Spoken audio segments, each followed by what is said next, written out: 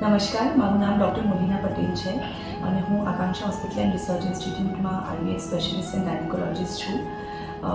આપણે બધા જાણીએ છીએ કે હવે ગણેશ ચતુર્થીનું ફેસ્ટિવલ આવી રહ્યું છે અને આ વખતે સેતુ ટ્રસ્ટ તરફથી આપણે ઉત્સવ મનાવો પર્યાવરણ બચાવનું કેમ્પેન આપણે ચાલુ કર્યું છે, જેમાં આપણે ઇકો ફ્રેન્ડલી ગણપતિનો ઉત્સવ સેલિબ્રેટ કરવાનું આપણે આ વખતે નિર્ણય લીધું છે.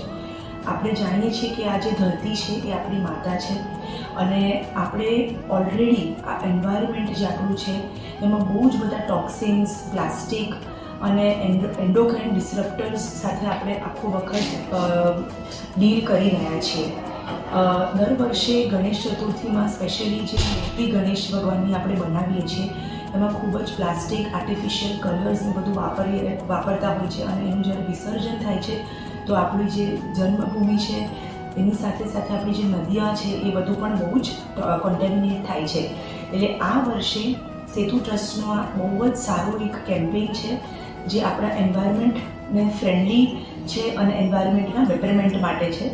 એટલે બધાને આ એક ખાસ રિક્વેસ્ટ છે મારા તરફથી કે આ વર્ષે ઇકો ફ્રેન્ડલી ગણપતિ જે પીઓપી ફ્રી હોય એ આપણે એને યુઝ કરીએ. તમે માટીથી, ક્લેથી ગણપતિ બનાવી શકો છો, તમે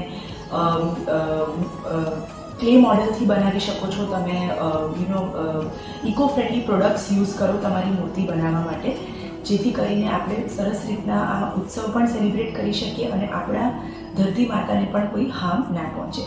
થેન્ક યુ.